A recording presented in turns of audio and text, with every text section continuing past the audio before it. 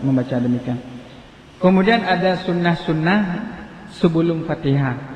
Nah, sunnah-sunnah yang sebelum Fatihah tersebut termasuk pertanyaan yang ditanyakan oleh Bapak Gisi kita, yaitu mengenai salah satunya membaca iftitah, wajjahtu wajhiya, ataupun Allahumma ba'id baini wa bainal khataya, dan seterusnya. Ada riwayat masing-masing. Ini disebut dengan iftitah.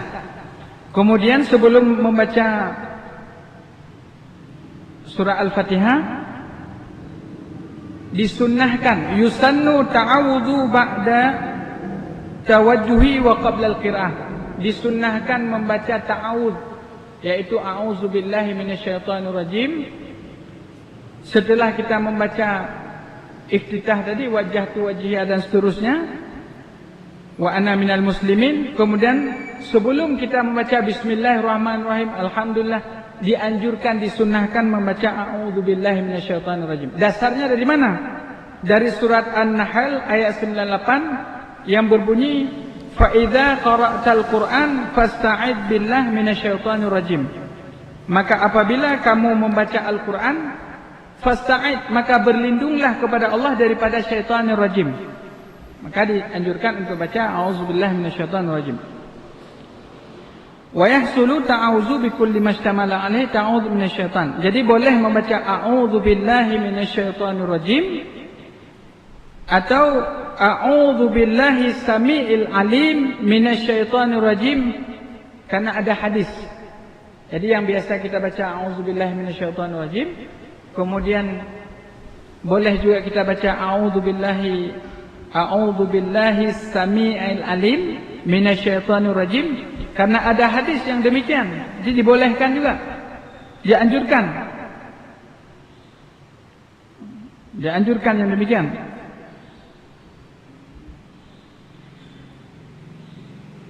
Salah seorang ulama menyatakan innahu la budda qabla al-qira'ah min ta'awuz.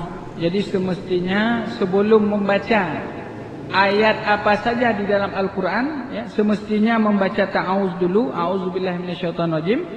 Wa amma sa'iru ta'ah fa innahu la yuta'awadzu biha wal hikmah fi anna al-'abda. Jadi hikmah berta'awuz a'udzubillah itu apa hikmahnya? Qad yanjusu lisanuhu bil kidbi wal ghibah wan namimah. Fa amara Allah Ta'ala al-'abda bi ta'awudzi liyasira lisanu tahiran fa yaqra'u bi lisani tahir kalaman unzila min rabbil alamin. Jadi terkadang lisan kita ini mengatakan hal-hal yang tidak sepatutnya. Sebelum kita membaca kalam Allah yang mulia, yang suci tersebut, maka dianjurkan kita berlindung kepada Allah agar membersihkan lisan kita tersebut, agar membersihkan kotoran-kotoran yang ada ucapan lisan kita tersebut. Jadi dianjurkan membaca ta'awuz tersebut. Ini dia hukum yang lain. Wa yustahabbu israru fi ta'awudz, dan disunnahkan, dianjurkan israr, membaca a'udzubillah itu dalam keadaan sir. Fi salatil jahriyah, pada salat yang jahar seperti salat maghrib, isya, subuh, dianjurkan membaca dalam keadaan sir. Tidak besar dibaca, tidak perlu baca. Tidak perlu seperti membaca bismillah, a'udzubillahi bismillah, tidak perlu. Tidak dianjurkan demikian. Disunnahkan sebaliknya. Sekedar didengarkan dia sendiri saja. Kemudian juga wa yustahabbu, disunnahkan juga ta'awud, membaca a'udzubillah fi kulli raka'ah, pada setiap rakaat. Li'annahu yustaftahu bihi qira'ah fiha wa li husulil fasli baina qira'atain wa. Jadi semuanya membaca ta'awuz tersebut, baik membaca dalam setiap rakaat maupun di setiap salat fardu, maupun di setiap salat sunat, maupun di setiap salat jahar, maupun di setiap salat sir, dianjurkan baca Fatihah, tapi dengan syarat bacaannya tidak besar, sir, ya, walaupun di salat jahriyah. Kalau tinggal bagaimana? Wa in tarakal musalli ta'awudha amdan aw sahwan falaysa alaihi syai'un wa in tarakahu amdan tadarakahu fi raka'asannya. Jadi kalau dia tinggal, baik tinggalnya karena sengaja ataupun karena lupa, fala syai'a alaihi, tidak ada masalah, tidak ada dosa. Tidak ada masalah, ya. Jadi Mungkin demikian yang dapat kita sampaikan dalam kesempatan yang berbahagia ini. Kita simpulkan bahwa membaca bismillah tadi para ulama berbeda pandangan. Apakah bismillah itu bagian daripada Fatihah? Apakah bismillah tersebut bagian daripada setiap surat? Ini dengan pembagian yang telah kita sebut. Kemudian yang kedua mengenai hukum membaca Fatihah. Jumhur ulama 3 mazhab menyatakan wajib baca Fatihah bagi orang yang mampu membaca tersebut. Kalau tidak dibaca salatnya tidak sah karena ada dalil yang demikian. Walaupun ada mazhab yang lain, mazhab Abu Hanifah yang menyatakan tidak mengapa karena ada dalil dalam Al-Quran yang menyatakan bacalah yang mudah daripada Al-Quran. Itu kesimpulan para ulama. Kemudian mengenai ta'awuz dianjurkan karena dalam Al-Quran disebutkan apabila kamu membaca Al-Quran maka membaca ta'awuz. Cuman membaca ta'awuz tersebut dibaca secara sir, artinya tidak dikeraskan, tidak dijaharkan, baik dalam salat fardu, salat sunat, salat sendiri-sendiri setiap rakaat dan berbagai salat yang lain. Mungkin demikian yang dapat kita sampaikan dalam kesempatan yang berbahagia ini. Kalau ada yang ingin menyimpulkan atau ada pandangan yang lain atau ada pertanyaan, dipersilakan.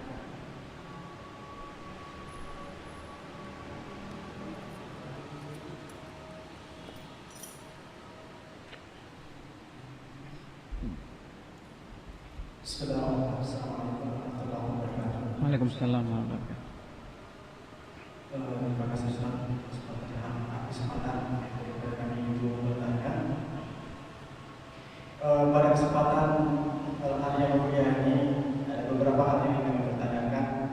Yang mana pada hari ini Ustaz telah memaparkan terkait dengan bacaan Al-Fatihah dan ta'awuz. Namun pada kesempatan ini yang kami tanyakan terkait dengan Al-Fatihah juga, bahwasanya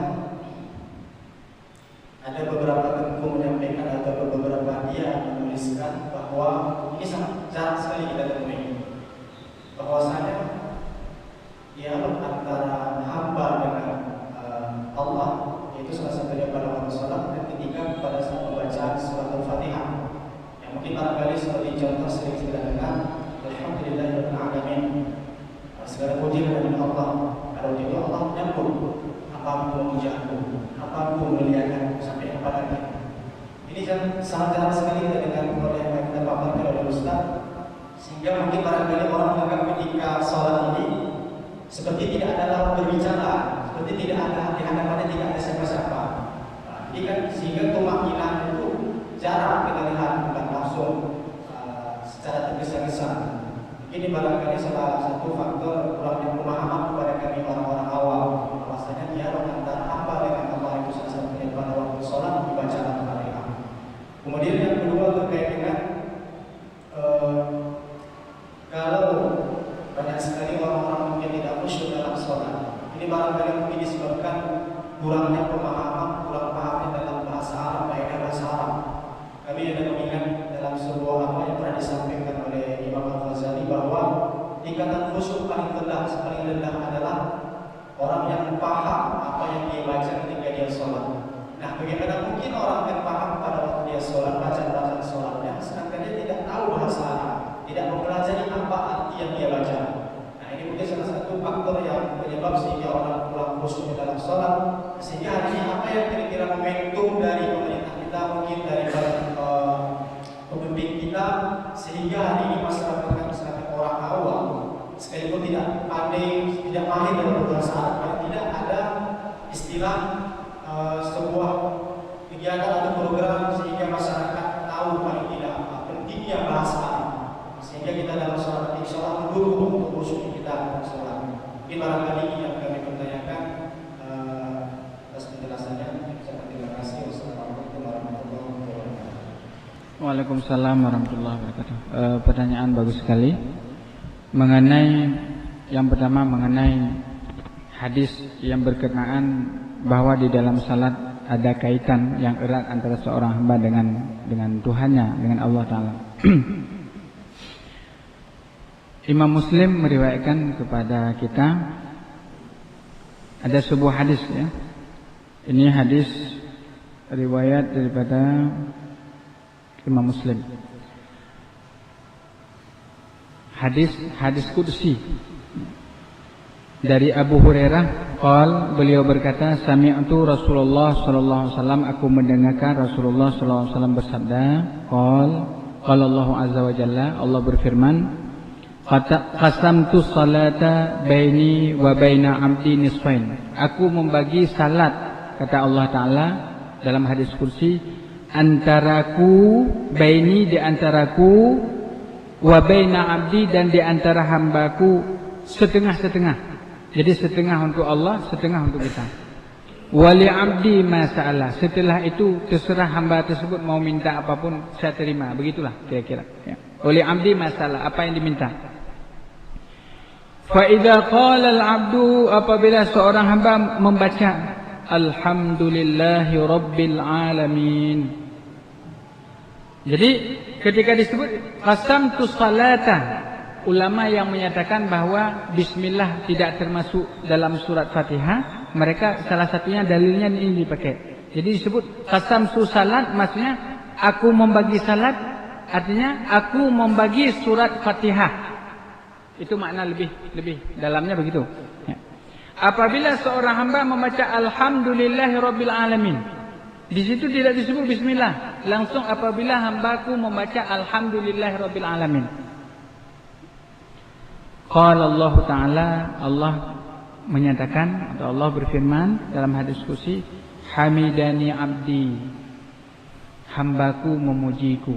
Alhamdu berarti segala puji. Allah menyatakan hamidani abdi, hambaku memujiku. Wa idza qala al-'abdu, ketika hamba membaca Ar-Rahman, Ar-Rahmanur Rahim, Allah Maha Pengasih lagi Maha Penyayang. Qala Allah taala, Allah menyatakan asna alayya 'abdi, hambaku memujiku.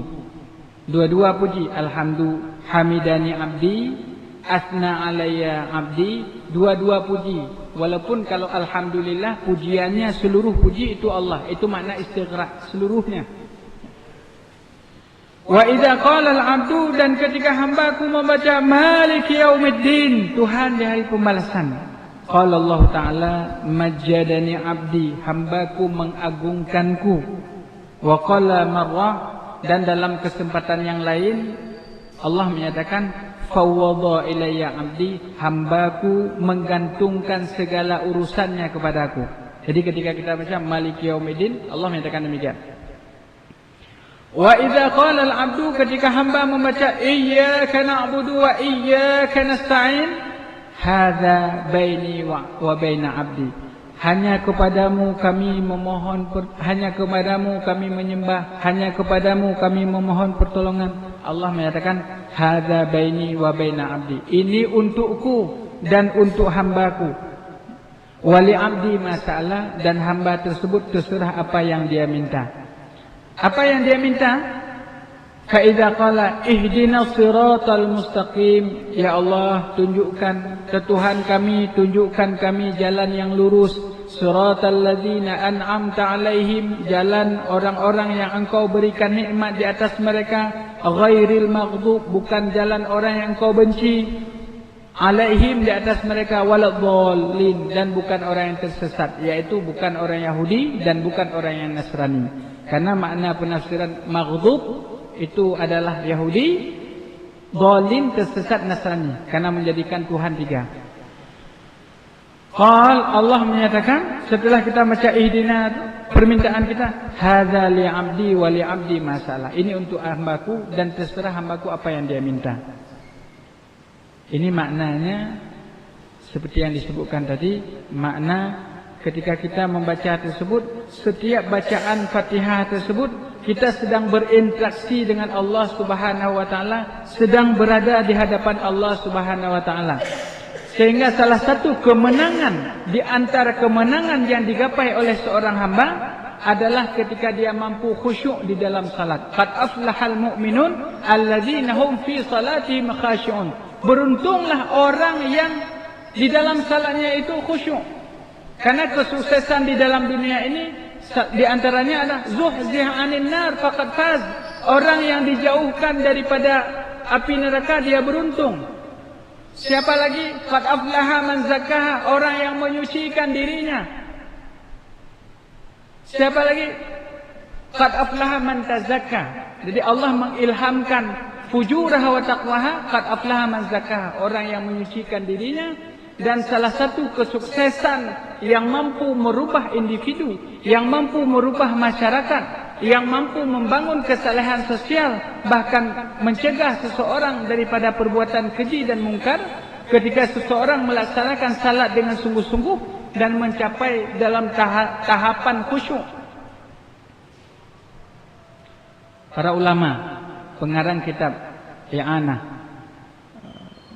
Fathul Mu'in menyebutkan, Syekh Zainuddin Al-Malibari dan Syekh Said Bakri Syatta menyatakan, di antara cara-cara kita menggapai khusyuk, salah satunya dengan memahami makna yang kita baca, dengan mentadabburi, sehingga dalam Al-Quran, wa idza quri'al Quran, dan apabila dibacakan kepada kalian Al-Quran, fastami'u lahu.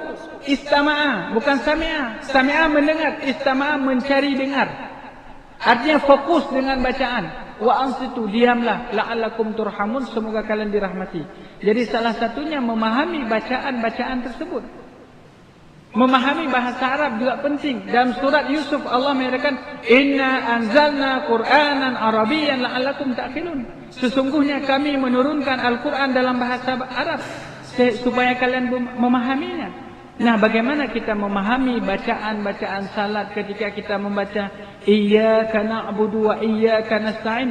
Itu nilai balaghahnya begitu tinggi. Beda na'budu iyyaka nasta'inu iyyaka, beda kalau iyyaka hanya kepadamu, yang lain tidak ada. Itu nilai uslubnya begitu tinggi. Sehingga Rasulullah ketika sampai di ayat tentang rahmat Allah, meminta rahmat Allah, sampai pada kemarahan Allah, berlindung, sampai tentang neraka, berlindung, merasakan seolah-olah beliau itu sedang berbicara, berbincang, mi'raj dengan Allah Subhanahu wa taala jalla jalaluh. Jadi menghadirkan khusyuk. Imam Nawawi menyatakan khusyuk bagaimana caranya? Khusyuk adalah hudurul qalbi, yaitu hadirnya hati kita dalam pelaksanaan ibadah. Ketika kita salat, hadir hati kita ketika itu. Hudurul qalbi.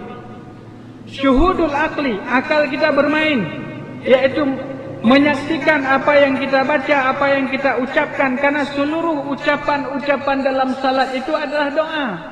Salat sendiri maknanya doa. Ada